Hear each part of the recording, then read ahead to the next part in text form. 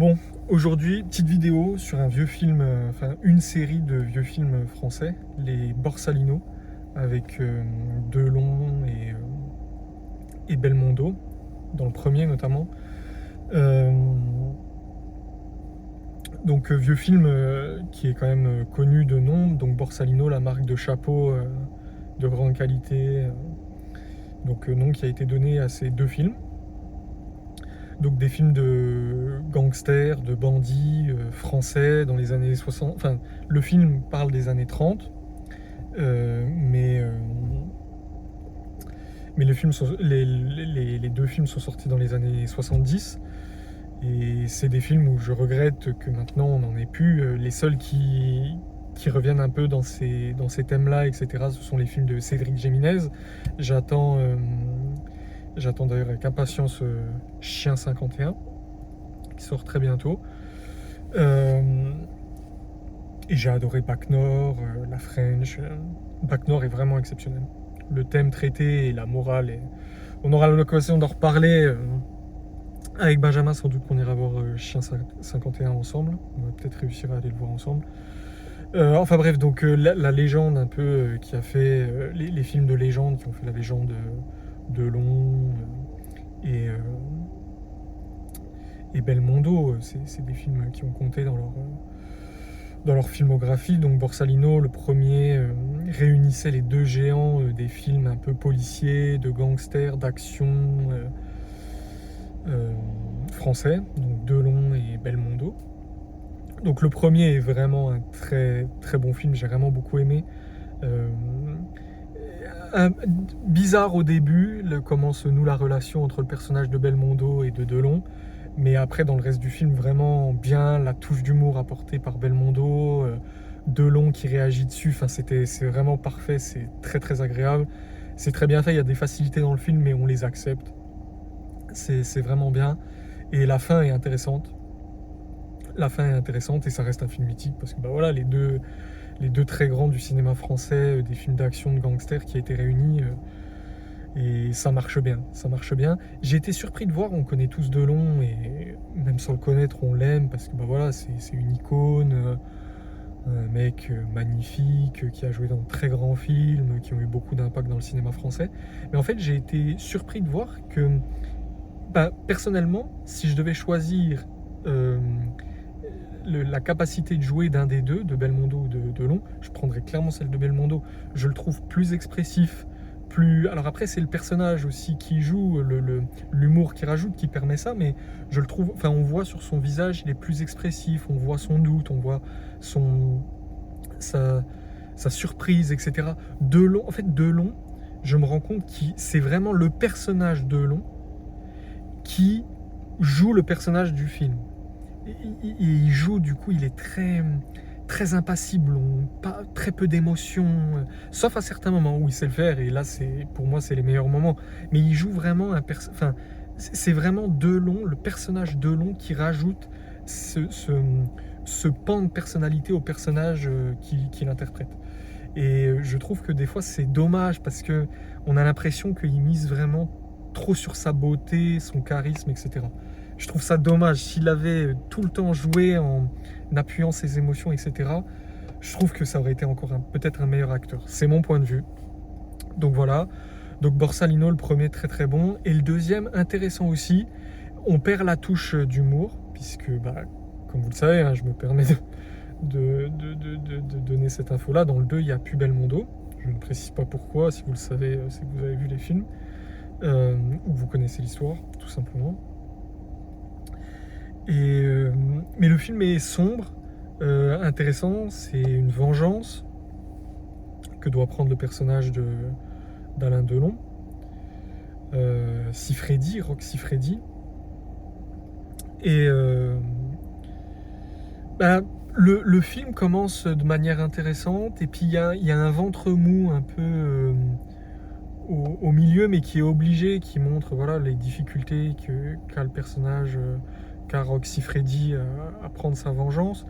Mais ce qui est dommage, c'est que le méchant, le personnage à qui on veut du mal, on veut que Roch gagne, le batte, il a pas de charisme en fait. C'est vraiment il a rien pour lui en fait, ce personnage-là. Ce qui est dommage et qui enlève un peu de l'impact au film. Et, euh, et pareil, beaucoup de facilité, je trouve qu'il a passé un peu moins bien.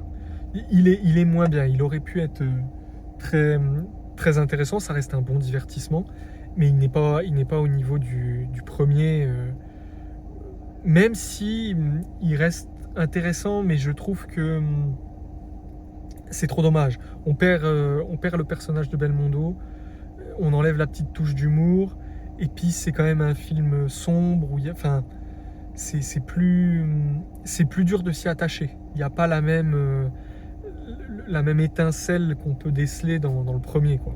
C'est très subjectif, hein, ce que je vous donne, mais voilà. Mais si vous aimez les films de vengeance, avec des scènes de cruauté, etc., ça pourra vous convenir, hein. C'est pas du tout un film à jeter, hein, loin de là. Mais c'est un film qui n'a moins plu. La preuve, c'est qu'il devait y avoir un troisième et ça n'a jamais été fait puisqu'il n'y a pas eu le succès escompté dans le deuxième. Donc voilà, c'est un film qui rappelle beaucoup. Moi, j'ai vu il n'y a pas longtemps, il y a quelques mois, le premier Scarface. euh, avec Tony Camonte, je crois, pas Tony Montana, dans celui des années 80 avec Al Pacino. Dans le premier, l'original, c'est Tony Camonte, il me semble.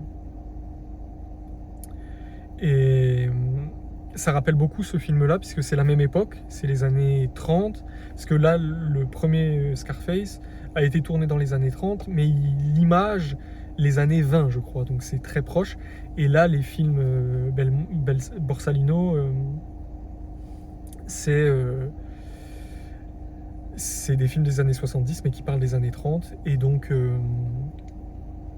on reconnaît l'époque. C'est les costumes, le, les costumes entiers avec la veste, enfin la veste plus je ne sais plus comment ça s'appelle, le petit veston à l'intérieur, les chapeaux et les mitraillettes camembert qui sont le symbole un peu du, du film Scarface et qu'on retrouve dans Borsalino. Donc des films que je suis très content d'avoir vus. Le premier est vraiment à voir. Si vous êtes lancé, regardez le deuxième. Vous finirez peut-être un peu déçu, mais c'est des très bons films et ça vous permet de voir Delon et de juger Delon. Parce que Delon, moi, je l'avais vu je l'ai vu dans le Samouraï. Dans le Samouraï, très peu d'émotions, mais c'est son personnage qui veut ça. Donc je me suis dit, là, voilà, il joue vraiment ce personnage-là.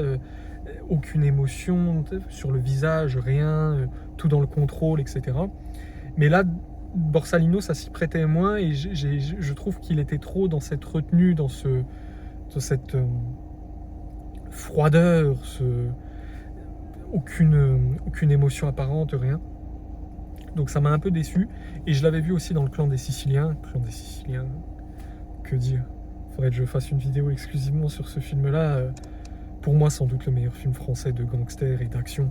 Exceptionnel, le trio Gabin, Ventura, Delon, la scène de début avec Delon qui s'évade, Gabin qui l'accueille, la descente en ascenseur avec la musique, Tema Italiano, enfin incroyable, vraiment c'est formidable. Le seul défaut de ce film, le seul défaut pour moi, c'est le patois de Gabin. Il a ramené du patois dans le film et enfin une manière de parler très campagnarde, un peu qui ressemble un peu au patois et ça me sort du truc. Ça l'ancre trop dans l'époque dans laquelle il a été tourné et je trouve que ça vieillit moins bien. Par exemple, Borsalino, il n'y a pas ça. Et là, ça m'a vraiment gêné quand j'ai vu le film, mais il reste quand même extraordinaire. Et donc, dans celui-là, dans le Clan des Siciliens, j'avais rien à redire sur le jeu de Delon, très froid encore, mais enfin, ça collait au personnage et quand il y avait de l'émotion, il savait les donner. Dans Borsalino, il y a des moments où je me dis, putain, là, il fait trop l'impassible, quoi, qui n'est pas atteint, etc. par les événements que son personnage venait de subir ou les informations qu'on lui donnait. C'est ça qui a été un peu dommage. Mais c'est apparemment le jeu de Delon, c'est ce que certaines personnes lui reprochent. Donc voilà. Donc intéressant de voir cet acteur qu'on connaît tant mais dont on n'a pas forcément vu beaucoup de films. C'est intéressant de voir, de rajouter des films de lui, de voir, ah bah voilà, dans celui-là il a joué comme ça, d'accord, ah je comprends mieux pourquoi on lui reprochait ça, etc. Enfin voilà, mon avis sur des vieux films. Je ne sais pas si ça vous intéressera, mais en tout cas moi je sais que je suis déçu de ne pas trouver des analyses ou des avis sur des vieux films, notamment français. Donc voilà, j'essaye de créer avec mon avis subjectif, peut-être pas très bien construit, mais voilà, j'aimerais avoir plus de vidéos comme ça, de gens avec qui je pourrais comparer mon avis. Voilà, tout simplement. En espérant que ça vous ait plu.